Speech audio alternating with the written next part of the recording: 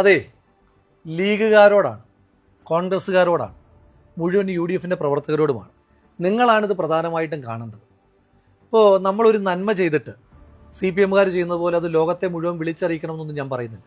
പക്ഷെ നമ്മൾ ചെയ്തൊരു കാര്യം അത് ചെയ്തില്ല എന്ന് പറയുമ്പോഴെങ്കിലും അതിൻ്റെ സത്യാവസ്ഥ ജനങ്ങളെ അറിയിക്കേണ്ടുന്ന ബാധ്യത നമുക്കെല്ലാവർക്കുമുണ്ട്. ഈ അടുത്ത കാലത്ത് CPM സൈബറിടത്തിൽ പ്രചരിപ്പിച്ച ഒരു പ്രധാനപ്പെട്ട തമാശയുണ്ട്.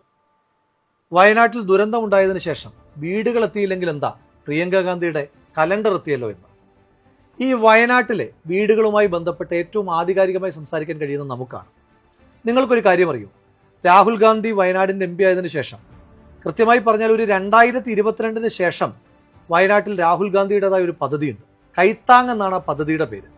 ആ പദ്ധതിയിലൂടെ മാത്രം ഇന്നുവരെ ഏതാണ്ട് 94 മനുഷ്യന്മാർക്കാണ് വീടുകൾ നിർമ്മിച്ച് നൽകി കൈമാറിയിരിക്കുന്നത്.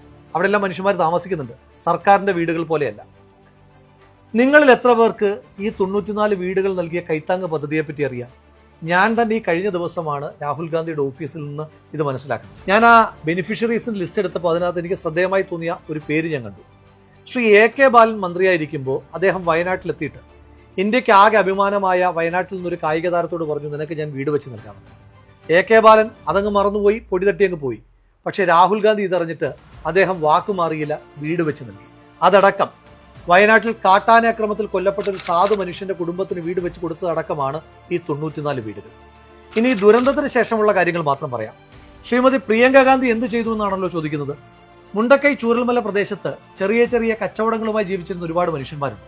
അവരെ ഈ സർക്കാർ മൈൻഡ് ചെയ്തിട്ടേ ഇല്ല. അങ്ങനെയുള്ള 40 മനുഷ്യന്മാരെ ലിസ്റ്റ് ചെയ്ത് അവർക്ക് ഓരോരുത്തർക്കും 5 ലക്ഷം രൂപ വീതം ശ്രീമതി പ്രിയങ്ക ഗാന്ധി കൊടുത്തു. അങ്ങനെ നോക്കുമ്പോൾ ആകെ 2 കോടി രൂപയാണ് വയനാട്ടിൽ മുണ്ടക്കൈയിൽ ചെറിയ ചെറിയ കച്ചവട സ്ഥാപനങ്ങളുമായിരുന്ന മനുഷ്യന്മാർക്ക് ഇതിനോടകം ശ്രീമതി പ്രിയങ്ക ഗാന്ധി കൊടുത്തത്. ഇനി CPMകാരോടാണ് ചോദിക്കുന്നത്, ഈ വീട് നിർമ്മിക്കാൻ കോൺഗ്രസിന്റെ ഈ പൈസ ഇല്ല എങ്കിൽ നിങ്ങൾ എങ്ങനെയാണ് 100 വീട് നിർമ്മിക്കുന്നത് ചോദിക്കുന്നുണ്ടല്ലോ. ആ CPMകാരോട് പറയുന്നു, 94 വീട് നിർമ്മിക്കാൻ രാഹുൽ ഗാന്ധി ഒരു മനുഷ്യന്റെ കയ്യിൽ നിന്നെങ്കിലും 1 രൂപയെങ്കിലും പിരിച്ചിട്ടുണ്ട്. ഈ 2 കോടി രൂപ അവിടുത്തെ ചെറിയ കച്ചവടക്കാർക്ക് കൊടുക്കാൻ ശ്രീമതി പ്രിയങ്ക ഗാന്ധി 1 രൂപയെങ്കിലും പിരിച്ചിട്ടുണ്ടോ? ലീഗ് 50 വീടുകൾ നിർമ്മിച്ച് കൈമാറിയതിനെ പറ്റി നിങ്ങൾ എത്ര പേര് സംസാരിക്കുന്നുണ്ട്? ആ വീടുകളെന്ന് പറയുന്നത് സംസ്ഥാന സർക്കാർ നിർമ്മിച്ചു കൊടുത്തതുപോലെ ഇലക്ട്രിക് പണി, പ്ലംബിംഗ് പണിയൊക്കെ ബാക്കിയുള്ള വീടുകളല്ല, നിർമ്മാണം പൂർത്തീകരിച്ച ആളുകൾക്ക് കൈമാറി കഴിഞ്ഞു. നമ്മുടെ KPCC പ്രസിഡന്റ് കഴിഞ്ഞ ദിവസം കോൺഗ്രസിന്റെ കണക്ക് പുറത്തുവിട്ടതിന് ശേഷം ഹാലിളകിയ CPMകാർ പ്രചരിപ്പിക്കുന്ന പുതിയൊരു ക്യാപ്സ്യൂളുണ്ട്. VS ജോയ് വെറും 3 പേരിൽ നിന്ന് പിരിച്ചത് 55 ലക്ഷം രൂപയാണ്. അങ്ങനെയാണെങ്കിൽ കേരളത്തിലെ കോൺഗ്രസ്സുകാരാകെ എത്ര രൂപ പിരിച്ചു കാണും? ആ ക്യാപ്സ്യൂൾ നിങ്ങൾക്കും ആപ്ലിക്കബിൾ ആണല്ലോ. അങ്ങനെയാണെങ്കിൽ ഞാൻ തിരിച്ചൊരു ചോദ്യം ചോദിക്കട്ടെ. നമ്മുടെ DYFIക്കാരുടെ 20 കോടിയെ പറ്റിയിട്ടാണ്. DYFIയുടെ പയ്യന്നൂർ ബ്ലോക്ക് കമ്മിറ്റി പിരിച്ചത് 33,18,907. DYFI മാടായി ബ്ലോക്ക് കമ്മിറ്റി പിരിച്ചത് 28,525,000. തലശ്ശേരി ബ്ലോക്ക് കമ്മിറ്റി പിരിച്ചത് 46,18,568. DYFI ഒഞ്ചിയം ബ്ലോക്ക് കമ്മിറ്റി പിരിച്ചത് 20,02,265. DYFIയുടെ തളിപ്പറമ്പ് ബ്ലോക്ക് കമ്മിറ്റി പിരിച്ചത് 23,50,000. DYFI നീലേശ്വരം ബ്ലോക്ക് കമ്മിറ്റി പിരിച്ചത് 30,300,000. അപ്പോൾ ഈ 6 കൂടെ കൂട്ടുമ്പോൾ 6 ബ്ലോക്ക് കമ്മിറ്റികൾ മാത്രം പിരിച്ച പണം കൂട്ടുമ്പോൾ ഏതാണ്ട് 1,80,90,565 രൂപ. അതായത് ശരാശരി എടുക്കുമ്പോൾ ഒരു ബ്ലോക്ക് കമ്മിറ്റി ഏതാണ്ട് 30,15,094 രൂപ വെച്ച് പിരിക്കണം. നമ്മുടെ DYFIക്ക് കേരളത്തിൽ 220 ബ്ലോക്ക് കമ്മിറ്റികളാണുള്ളത്. അങ്ങനെ വെച്ച് നോക്കുമ്പോൾ കേരളത്തിലാകെ DYFIക്കാർ പിരിച്ചത് 63,33,20,716 രൂപ. നിങ്ങൾ CMDRFിലേക്ക് പൈസ കൊടുക്കാത്തതിനകത്ത് തന്നെ ഞങ്ങൾക്ക് ചില സംശയങ്ങളുണ്ട്. പോട്ടെ, നിങ്ങൾ അല്ലാതെ കൊടുത്തു എന്ന് പറയുന്ന അവകാശപ്പെടുന്ന തുക തന്നെ 20 കോടിയാണ്.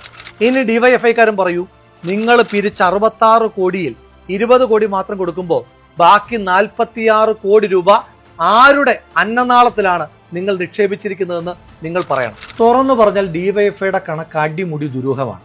നിങ്ങൾ ആകെ 20 കോടി രൂപ മാത്രമേ പിരിച്ചതെന്ന് പറഞ്ഞാൽ ഞാൻ വിശ്വസിക്കില്ല. എങ്കിലും പോട്ടെ, നിങ്ങൾ 20 കോടി എങ്ങനെ പിരിച്ചു എന്നാണ് പറഞ്ഞത്? നിങ്ങളുടെ നേതാക്കന്മാർ പറഞ്ഞത് ഞങ്ങൾ ആരിൽ നിന്നും 1 രൂപ പോലും കൈപ്പറ്റിയിട്ടില്ല, എല്ലാം ആക്രി പെറുക്കിയും മറ്റുമാണ് ഞങ്ങൾ പൈസ കണ്ടെത്തിയെന്നാണ്. അങ്ങനെ ആകുമ്പോഴൊരു ചെറിയ പ്രശ്നമുണ്ടല്ലോ. കേരളത്തിൽ പഴയ ഇരുമ്പിന് ആകെ 31 രൂപയെ കിട്ടും.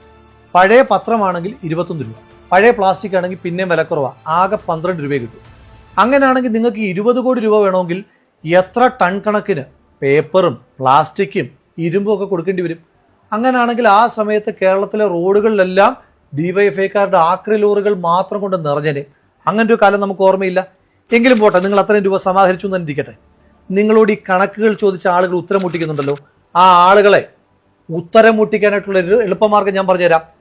ഈ നിങ്ങൾ ആക്രി വിറ്റ പൈസയാണെന്നല്ലേ പറഞ്ഞത്? അങ്ങനെയാണെങ്കിൽ ഈ ആക്രിക്ക്, പ്രത്യേകിച്ച് ഇരുമ്പാണ് എങ്കിൽ GST ആയിട്ട് കടക്കാർ കൊടുക്കേണ്ടത് 18%. അങ്ങനെയാണെങ്കിൽ കേരളത്തിൽ ഈ 20 കോടി രൂപ ആക്രി വിൽക്കുമ്പോൾ ആക്രി കച്ചവടക്കാർ GST ആയി കൊടുക്കേണ്ടത് 3,60,00,000 രൂപയാണ്. ഡിവൈഎഫ്ഐക്കാർക്ക് സുവർണാവസരമാണ്. നേരെ പോയിട്ട് ആ കേരളത്തിലെ പല പല ആക്രി കച്ചവടക്കാരിൽ നിന്ന് ആ 3,60,00,000 രൂപയുടെ GST ബില്ല് അങ്ങോട്ട് വാരി വീശിയിട്ട് ഞങ്ങളുടെയൊക്കെ ഉത്തരം മുട്ടിച്ച് ഞങ്ങളെയൊക്കെ ചമ്മിച്ച് കളഞ്ഞാൽ മതി. കാര്യം എളുപ്പമായി, ഡിവൈഎഫ്ഐ സേഫുമായി. CPM ഡിവൈഎഫ്ഐ കൊണ്ട് നടത്തുന്ന കൊള്ള കൂടാതെയുള്ള മറ്റൊരു പ്രധാനപ്പെട്ട കൊള്ള ഊരാളുങ്കലിനെ ഉപയോഗിച്ചുകൊണ്ടുള്ളതാണ്. കഴിഞ്ഞ ദിവസം ടൗൺഷിപ്പ് നിർമ്മാണത്തിൽ ടെൻഡർ പാലിച്ചിട്ടില്ല എന്നുള്ള വിവരം ഞാൻ പുറത്തു പറഞ്ഞപ്പോൾ എനിക്ക് മറ്റൊരു വിവരം കൂടെ കിട്ടി. മുണ്ടക്കൈ ദുരന്തമുണ്ടായ പുന്നപ്പുഴ നവീകരണത്തിന് വേണ്ടി 195 കോടി രൂപയാണ് സംസ്ഥാന സർക്കാർ മാറ്റിവെച്ചിരിക്കുന്നത്. അന്ന് മാലിന്യം കൊണ്ട് നിറഞ്ഞതാണ് പുന്നപ്പുഴ. ഈ പുന്നപ്പുഴയുടെ നവീകരണത്തിന് വേണ്ടിയിട്ട് ഉത്തരാഖണ്ഡിലും പഞ്ചാബിലുമൊക്കെ ഈ പ്രവൃത്തിയിൽ ഏർപ്പെട്ടിട്ടുള്ള ചില കമ്പനികൾ സംസ്ഥാന സർക്കാരിനെ സമീപിച്ചു. അവർക്കാർക്കും ടെൻഡർ കൊടുക്കാതെ, യാതൊരു വിധമായ ടെൻഡർ നടപടികളും പാലിക്കാതെ സംസ്ഥാന സർക്കാർ ഈ പുഴ നവീകരണത്തിന്റെ എഗ്രിമെന്റ് കൊടുത്തിരിക്കുന്നത് മറ്റാർക്കുമല്ല, ഊരാളുങ്കലിനാണ്. ഇതിനോടകം തന്നെ 50 കോടി രൂപ ഊരാളുങ്കലിന് സംസ്ഥാന സർക്കാർ കൈമാറുകയും ചെയ്തു.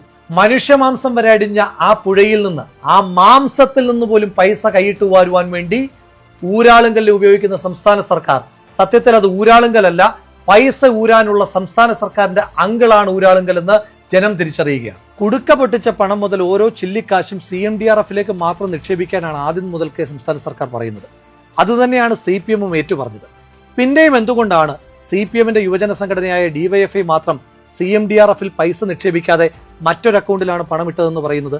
എന്തുകൊണ്ടാണ് ഡിവൈഎഫ്ഐക്ക് മാത്രം ഊരാളുങ്കലുമായി സെപ്പറേറ്റ് എഗ്രിമെന്റ് ഉള്ളത്? ഊരാളുങ്കലും CPMന്റേത്, ഡിവൈഎഫ്ഐയും CPMന്റേത്. 20 കോടി തന്നെ കൊടുത്ത കർണാടക സർക്കാരിനോട് CMDRFിലേക്ക് തന്നെ പണമിടാനാണ് പറഞ്ഞിരിക്കുന്നത്. അപ്പൊ ഇതിനകത്ത് അടിമുടി ദുരൂഹതയില്ല. ശവം തിന്നാൻ വരുന്ന കഴുകനേക്കാൾ ക്രൂര മനസ്സുമായി ഒരു പുഴയിലാകെ ഒഴുകി നടന്ന മനുഷ്യമാംസങ്ങളെ മറയാക്കി നിങ്ങൾ കൊയ്തുണ്ടാക്കിയ ആ കോടിക്കണക്കിന് രൂപയ്ക്ക് ഈ നാട് മറുപടി പറയിക്കും തീർച്ച.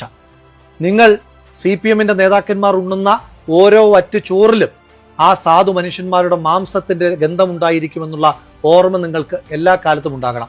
ഈ 9-ന് ഈ കണക്ക് നാട് പറയിക്കുക തന്നെ ചെയ്യും. ഒരു അപകടമുണ്ടാകുമ്പോൾ ആശുപത്രിയിൽ കൊണ്ടുപോകുന്നതിന് പകരം അവയവം അടിച്ചു മാറ്റാമെന്ന മാനസികാവസ്ഥയിൽ നിന്ന് CPMന്റെ നേതാക്കന്മാർ മാറേണ്ടുന്ന കാലം കഴിഞ്ഞിരിക്കും. പറക്കമുറ്റാത്ത പിഞ്ചു കുഞ്ഞുങ്ങളുടേതടക്കം എത്ര മൃതശരീരങ്ങളാണ് മാംസകഷ്ണങ്ങളായി ചാലിയാർ പുഴയിലൂടെ ഒഴുകി നടന്നത്.